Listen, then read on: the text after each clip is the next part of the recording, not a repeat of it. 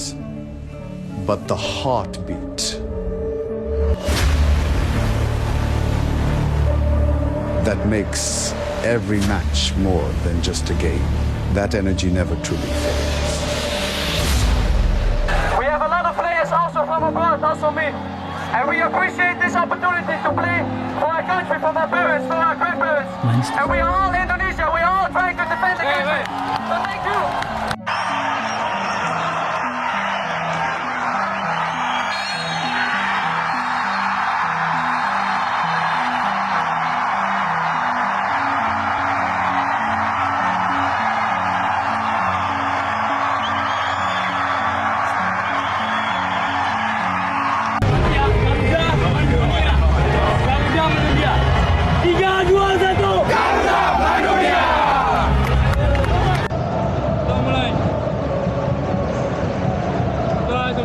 Come on guys, come on. Let's go. 2025 bisa dibilang sebagai era emas bagi sepak bola Indonesia. Sebuah babak baru yang tidak hanya mengubah sejarah, tapi juga menggetarkan hati setiap pecinta bola di tanah air. Hadiah terbesar bagi bangsa penggila bola. Bangsa yang dulu hanya bisa bermimpi, kini bangga berdiri sejajar, bahkan di atas negara-negara raksasa sepak bola Asia. Dulu, kita tumbuh sebagai bangsa penonton. Menyaksikan Liga Spanyol, mengidolakan Barcelona, Madrid, atau Manchester United. Kita kagum pada permainan tiki-taka, menyanjung Messi dan Ronaldo, tapi saat nama Indonesia disebut, yang terdengar hanyalah cibiran. Tim spesialis kalah, tim penggembira, tim yang tak pernah absen dari kekalahan. Tapi semua berubah di tahun ini. 2025 menjadi titik balik.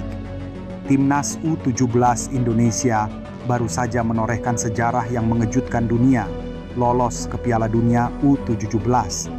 Sesuatu yang dulu dianggap mustahil, kini menjadi kenyataan. Anak-anak muda ini bukan hanya menang, mereka membuka mata dunia. Mereka membuktikan bahwa Indonesia bukan lagi tim penggembira. Tadi sempat saya katakan ya, physical, technical, tactical, dan yang terakhir mental. Dan di sini terlihat seperti yang akan mengambil adalah Evandra. Dan kita ingat ya, pada saat melawan Singapura dia melakukan sebuah tendangan penalti setengah Panelka. Dan hampir saja untuk kita lihat di sini peluang untuk timnas Indonesia U17. Ayo Evandra Floresta. Ini dia pemirsa, Evandra Floresta masih terlepas, dan itulah dia mentalitas yang luar biasa ditunjukkan oleh anak muda bernama Evandra Floresta.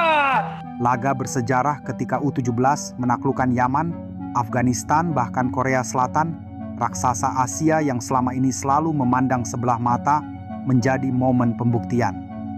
Dunia bertanya-tanya, apa yang terjadi dengan Indonesia? Mereka kini punya tim, punya visi, dan yang lebih penting, punya nyali untuk menang.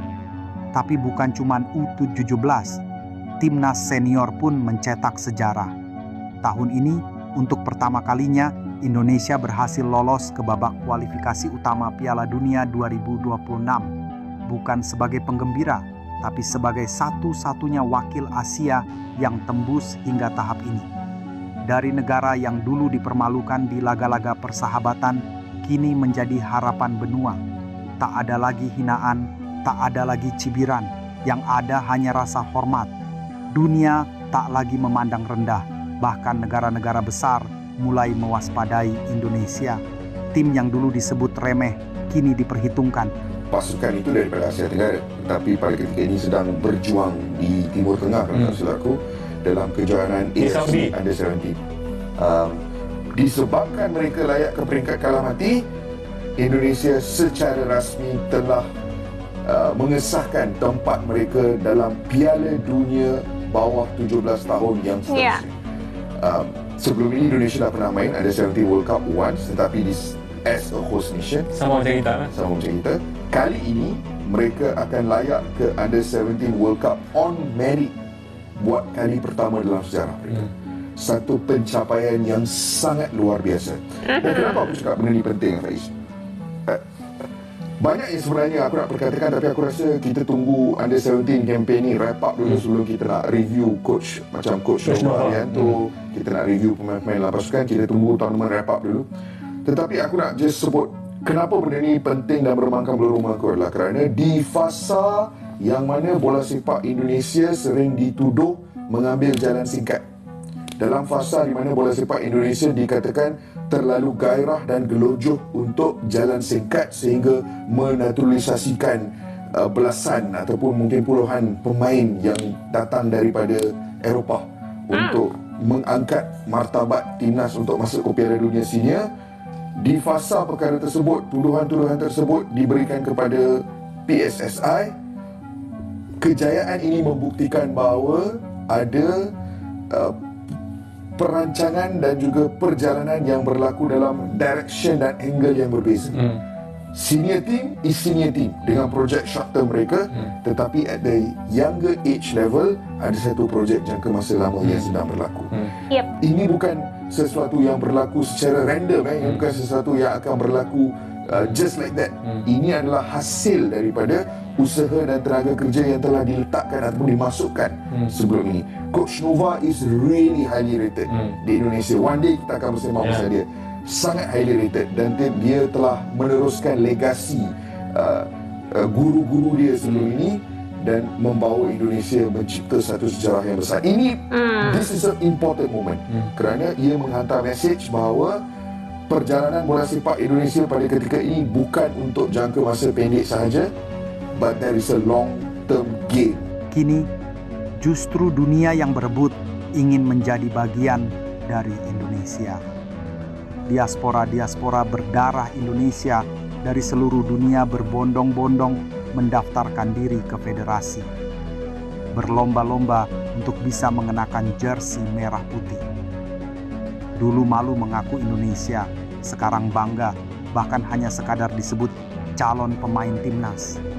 Bayangkan, anak-anak muda keturunan Indonesia dari Belanda, Eropa, mereka semua punya satu mimpi, membela merah putih di Piala Dunia.